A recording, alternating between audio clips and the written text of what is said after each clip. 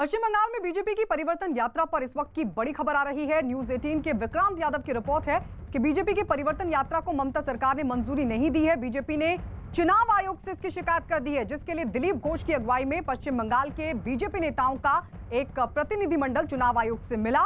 BJP ने बंगाल में सत्ता परिवर्तन के इरादे से एक दिन बाद यानी कि कल 6 फरवरी से परिवर्तन यात्रा निकालने का ऐलान किया है। बीजेपी नेता कैलाश विजयवर्गीय का दावा है कि मंजूरी नहीं मिलने के बावजूद बीजेपी 6 फरवरी को राष्ट्रीय अध्यक्ष जेपी नड्डा की नेतृत्व में यात्रा की शुरुआत करेगी। बीजेपी ने पूरे राज्य में 5 परिवर्तन यात्राएं निकालने की तैयारी की है, जिनमें प्रधानमंत्री नरेंद्र मोदी और गृह मंत्री अमित शाह को भी शामिल होना है। लेकिन लगता है कि ममता सरकार बीजेपी की इस यात्रा से घबरा गई है और यही वजह है कि ना तो बीजेपी की परिवर्तन यात्रा को प्रशासन की मंजूरी दी गई है और ना ही इसको लेकर कोई कारण बताया गया है। लेकिन इस सबके बीच चुनाव आयोग से बीजेपी के प्रतिनिधिमंडल ने मुलाकात की है, शिकायत की है। आज की जो बात है आप सुने हैं, माननीय भूपेंद्र जी ने बताया है। 3 विषय पर हमने जोर दिया है। एक है जो दागी ऑफिसर है, इसके पहले भी जिन्होंने इधर उधर किया है, जिनके नाम पर कंप्लेन है, इनको पूरा इलेक्शन प्रोसेस से अलग किया जाए। हम गैरेज किया जाए, इनको प्रोसेस में ना लिया जाए, फिर इसी प्रकार मैनिपुलेट करेंगे। दूसरा, मैक्सिमम फेज में चुनाव हो कि लोग शांतिपूर्वक वोट में भाग लें और व्यवस्था ठीक ठाक हो, इसलिए 7, 8, 10 फेज में चुनाव हो, इस हमने डिमांड किया है।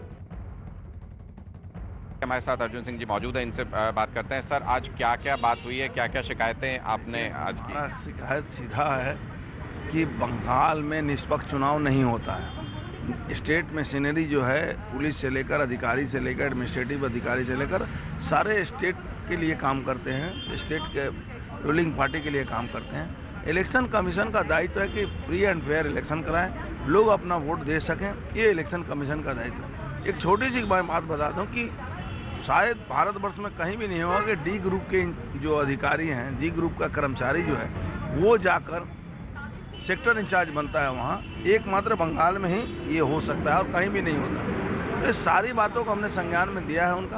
उन्होंने आश्वासन भी दिया है कि हम इसको। आज हमारा प्रतिनिधिमंडल चुनाव आयोग को मिला था। बंगाल में वहाँ की जो सत्ताधारी पार्टी है टीएमसी, उनके द्वारा लगातार हिंसा की घटनाएं उनके कैडर के द्वारा जारी है और पूरी तरीके से बंगाल की सरकारी मशीनरी का दुरुपयोग करने में टीएमसी को एक्सपर्टनेस आ गई है। ये ऐसी परिस्थितियां हैं जिसको संज्ञान में लाना चुनाव आयोग के लिए आवश्यक था। और इस वक्त कोलकाता से आशिका सिंह हमारे सहयोगी लाइव जुड़ गई हैं। आशिका, बीजेपी के प्रतिनिधिमंडल ने चुनाव आयोग से तो शिकायत कर दी है, संज्ञान में ला दिया है मामला, लेकिन अब बड़ा सवाल ये कि कल की परिवर्तन यात्रा का होगा क्या?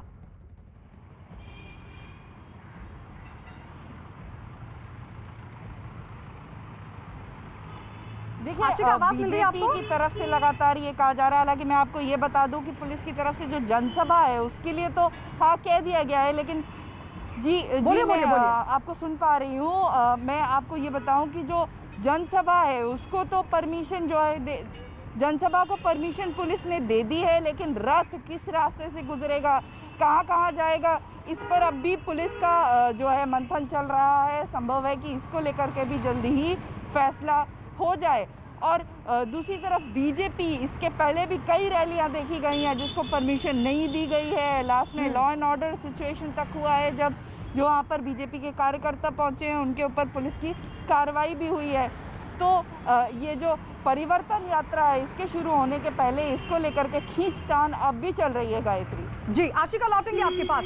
वहीं बीजेपी नेताओं का कहना है कि मंजूरी नहीं मिलने पर भी बीजेपी की परिवर्तन यात्रा होकर रहेगी। सुनिए क्या कहा।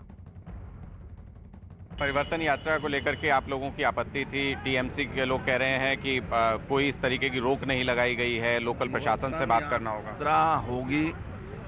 ममता बनर्जी की सरकार कोई भी राजनीतिक कार्यक्रम करने नहीं देती है, लेकिन हम अगर वो रोकेंगे तो हम कोर्ट के माध्यम से भी परिवर्तन यात्रा करेंगे। क्या आश्वासन आपको मिला है सर, और क्या और मुख्य मांग थी? स्पष्ट रूप से हमने कहा है कि जब केजी राव बिहार में चुनाव करा सकते हैं तो कोई नया केजी राव वहाँ ऐसा डिप्यूट किया जाए जो वहाँ निष्पक्ष चुनाव करा सके। और क्या आप लोगों ने सेंट्रल फोर्सेस की तैनाती की भी मांग की है? 100% बूथों पर सेंट्रल फोर्स की तैनाती मांग की है, क्योंकि बिना सेंट्रल फोर्स के वहाँ चुनाव नहीं हो सकता।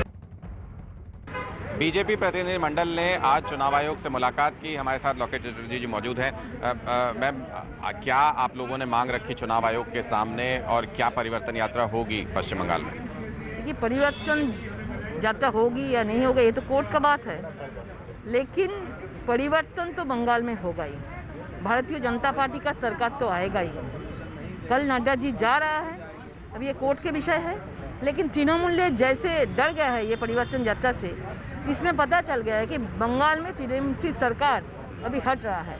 हम लोग जानते हैं 2018 में ऐसा बंगाल का रथ यात्रा का शुरुआत हो रहा था, लेकिन कोर्ट में जाके इसको बंद कर दिया था। अभी भी ये सब कर रहा है, लेकिन परिवर्तन यात्रा होगा या नहीं होगा इससे तो दूसरा बात है, लेकिन बंगाल में परिवर्तन तो होगा ही, ज़्यादा हो, क्योंकि फ्री एंड फेयर इलेक्शन होने के लिए बिहार में बहुत अच्छा इलेक्शन हुआ था, तो फ्री एंड फेयर इलेक्शन होने के लिए ज़्यादा फेसेस हो, 9-10 ज़्यादा फेसेस हो। और दूसरा बात है, हर बूथ में सेंट्रल फोर्स होना चाहिए, सिर्फ सेंसिटिव बूथ नहीं, क्योंकि बंगाल में अभी तृणमूल सरकार को सब बूथ में टारगेट है और सब लोग एकदम शांति से वोट दे पाए इसका व्यवस्था होना चाहिए। और जो प्रशासन का जो लोग है अभी जो तृणमूल के हिसाब से काम किया है उसको थोड़ा सा अलग किया जाए। इसलिए जिला प्रशासन उसको रोक नहीं सकता, जिला प्रशासन को परमिशन देना चाहिए। और एक विपक्ष की पार्टी होने के कारण, राजनीतिक दल होने के कारण हमारा फंडामेंटल राइट्स भी है कि हम जनता के बीच में जाएं। और हमारी 5 गाड़ियाँ बन रही हैं, 5 गाड़ियों के माध्यम से हम परिवर्तन यात्रा निकालेंगे। और 6 तारीख को नड्डा जी उद्घाटन करेंगे। 11 तारीख को कूच बिहार से दूसरी यात्रा जो हमारी निकलेगी उसमें गृह मंत्री अमित शाह जी आएंगे। आशिका, कैलाश विजयवर्गीय कह रहे कि यात्रा तो निकाल के रहेंगे और हमारी बसेस भी तैयार हैं, पर आप बता रही है कि जनसभा को तो दे दी है पुलिस ने मंजूरी, लेकिन यात्रा के रूट को लेकर अभी तक कोई रुख सामने नहीं आ पाया। उधर टीएमसी कह रही कि मसला हाईकोर्ट चला गया है, तो फिर ऐसे में अब कल का किस तरीके की तस्वीर देखने को मिलेगी? मंजूरी है नहीं, बीजेपी कह रही है कि हम यात्रा निकाल कर रहेंगे।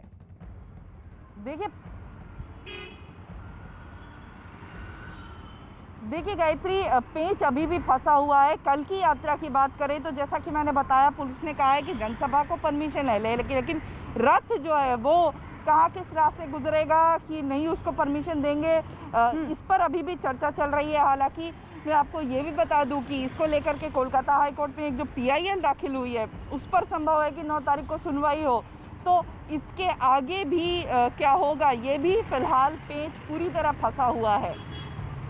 ठीक है आशिका, लौटेंगे आपके पास। इधर ये भी बता दें कि पश्चिम बंगाल में होने वाले विधानसभा चुनावों से पहले बीजेपी ने अपनी पूरी ताकत झोंक दी है।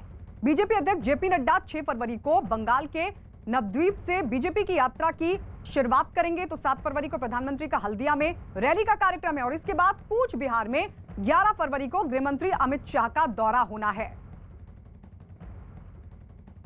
एक और बीजेपी ने बंगाल में परिवर्तन यात्रा को मंजूरी नहीं मिलने की शिकायत चुनाव आयोग से कर दी है, तो वहीं यात्रा की मंजूरी पर टीएमसी का भी बयान सामने आने में देरी नहीं लगी। टीएमसी का कहना है कि राज्य सरकार ने यात्रा को मंजूरी देने से इनकार नहीं किया है, बल्कि मुख्य सचिव ने इस मामले पर स्थानीय प्रशासन से संपर्क करने को कहा और इस दौरान एक PIL दाखिल की गई और मामला हाईकोर्ट में चला गया और अब कोर्ट को इस पर फैसला लेना है। टीएमसी नेता सुखेंदु शेखर रॉय ने यात्रा को मंजूरी नहीं मिलने के बीजेपी के आरोपों को बताया बेबुनियाद। This is a wild allegation and the Election Commission should not pay any heed to this. This is a wild allegation and the Election Commission should not pay any heed to this. This is a wild allegation and the Election Commission should not pay any heed to this. वही आशिका, क्योंकि TMC ये कह रही है कि भाई अब तो जो मसला है वो कोर्ट जा पहुंचा है। PIL पे आप बता रही कि हो सकता है कि 9 तारीख को सुनवाई हो, लेकिन परिवर्तन यात्रा तो कल निकलने वाली है, जिसको लेकर बीजेपी कह रही है आप दो इजाजत या मत दो, हम परिवर्तन यात्रा निकालेंगे। लेकिन क्या कोई तकनीकी पेच फंसेगा, क्योंकि उधर हाईकोर्ट में मसला चला गया है और दूसरी बात इंतजार मुझे लगता है शायद बीजेपी को अभी भी है कि शायद मंजूरी मिल जाए, जिसकी संभावना बेहद कम दिखती है आशिका। तो क्या ये तकनीकी पेच अटकेगा कहीं ना कहीं? मैं आपको बता दूं कि जो वकील हैं बीजेपी के जो कोर्ट में खड़े हो रहे हैं, उनसे जो हमारी वार्ता हुई थी उसके आधार पे मैं आपको बताऊं, उनका कहना ये है कि कानून ये कहता है कि किसी राजनीतिक दल को कहीं भी कोई कार्यक्रम करना है तो सिर्फ पुलिस को जानकारी देना काफ़ी होता है। परमिशन की यहाँ पर कोई भी बात नहीं होती है। अगर पुलिस को जानकारी दे दी तो अपनी जो भी कार्यक्रम है उसको कर सकते हैं। पुलिस को कोई दिक्कत हो तो मजिस्ट्रेट के थ्रू एक ऑर्डर निकालना पड़ता है, जहाँ पर जो ऑर्गेनाइजर्स हैं उनको एक क्या कहते हैं कि लाइसेंस लेना पड़ता है। उसमें ये स्पष्ट होता है कि कहाँ से कैसे क्या करना है और कहाँ नहीं जाना है। तो हालांकि ये तो कानूनी पक्ष रहा, पर फिलहाल जो बीजेपी की तरफ से कहा जा रहा है कि यात्रा तो ज़रूर निकलेगी, पर उधर एसपी डीएम आपस में इस समय बैठक कर रहे हैं। रथ यात्रा को लेकर के, रूट को लेकर के चर्चा हो रही है। जी चलिए आशिका, डीएम और एसपी की इस बैठक में क्या रहता है उसके लिए अपडेट के लिए आपके पास हम रुख करेंगे, लेकिन इस बीच ये भी बताते चले कि बीजेपी की परिवर्तन यात्रा पर जारी घमासान के बीच पश्चिम बंगाल के शांतिपुर से इस वक्त एक बड़ी खबर मिल रही है। शांतिपुर से टीएमसी विधायक रहे और हाल ही में टीएमसी का दामन छोड़ चुके बीजेपी में शामिल हुए अरिंदम भट्टाचार्य ने जान से मारने की धमकी मिलने का आरोप लगाया है। उनका आरोप यह है कि कुछ लोगों ने उनके घर की दीवार पर धमकी लिखी है। मैं इस चैलेंज को एक्सेप्ट करता हूं। शांतिपुर से कहीं नहीं जाऊंगा। आप लोगों का तो यही काम है। दो विधायक पश्चिम बंगाल में उनकी हत्या हुई।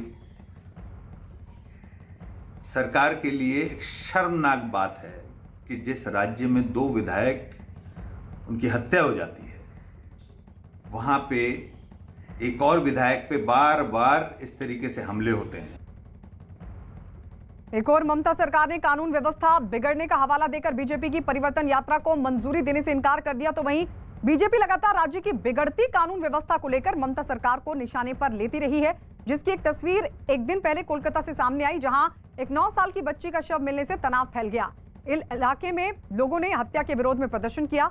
न्यूज 18 की आशिका सिंह की खबर है कि बीजेपी का एक प्रतिनिधिमंडल आज पीड़ित परिवार से करेगा मुलाकात। बागान इलाके में कल 9 साल की बच्ची का शव बरामद हुआ था, जिसके बाद से यहाँ पर स्थानीय लोग जो है वो बारी करके यहाँ पर विरोध प्रदर्शन कर रहे हैं। अभी लोग जो है वो विरोध किया है। स्थानीय लोग जो है वो गुस्से में है, नाराज है। लोगों का क्या कहना है जानने की कोशिश करेंगे। क्या मांगे? देखिए, हम लोग पुलिस के काम से संतुष्ट है। पुलिस अपनी इंक्वायरी कर रही है। हम लोग चाहते हैं जो दोषी है उसको, जैसे ये लोग चाह रहे हैं कि दोषी को हाथ में सौंप दिया जाए, लेकिन जो कि भारत का जो कॉन्स्टिट्यूएंसी है। हुआ क्या था? क्या हुआ था? बच्ची के साथ रेप हुआ था, उसके बाद उसका मर्डर कर दिया गया था। एलएसी विवाद के बीच एयर चीफ राकेश कुमार सिंह भदौरिया ने कहा है कि चीन की किसी भी हिमाकत से निपटने के लिए वायुसेना पूरी तरह से तैयार है। न्यूज 18 से खास बातचीत में एयर चीफ ने भारत के लड़ाकू विमानों को चीन से बेहतर बताया। जरा सुनिए एयर चीफ ने क्या कहा। इस वक्त हमारे साथ मौजूद है भारतीय वायुसेना प्रमुख राकेश भदौरिया जी। उनसे बात करते हैं। सर, 83 तेजस एक भारत के जो पीएम ने जो सपना देखा है आत्मनिर्भर भारत का, एक लंबी छलांग के तौर पे देखा जा रहा है। लेकिन अगर हम कंपैरिजन की बात करें कि जिस तरीके से एडवर्सरीज जो है आपस में एयरक्राफ्ट शेयर कर रहे हैं, JF-17 इस तरीके का एयरक्राफ्ट उन्होंने तैयार किया है, क्या हमारा ये जो तेजस है वो कितना ज़्यादा डेडली लीथल है उसके कंपैरिजन में? आप कंपैरिजन की बात कर रहे हैं JF-17 से, तो जो हमारा एग्जिस्टिंग FOC वर्जन तेजस है वो भी JF-17 के मुकाबले में कई मायनों में अहेड है। एंड जो हम मार्क 1 अब ऑर्डर किया है 83 LCA के कॉन्ट्रैक्ट के अंतर्गत, वो तो काफ़ी आगे है। सो JF-17 से ये वाला एयरक्राफ्ट बहुत आगे रहेगा, उसमें कोई दो राय नहीं है।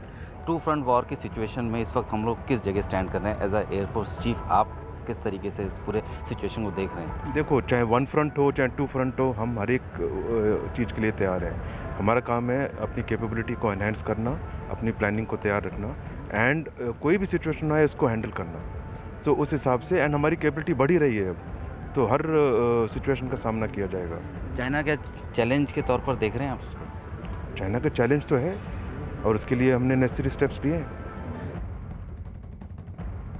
वर्ल्ड कैंसर डे पर मुंबई के sir H.N.. Reliance foundation hospital ने अपनी तरह का पहला one stop breast clinic launch किया। रिलायंस फाउंडेशन की चेयरपर्सन नीता अंबानी ने कहा कि एक भारतीय और महिला होने के नाते इसका ऐलान करना उनके लिए गर्व की बात है।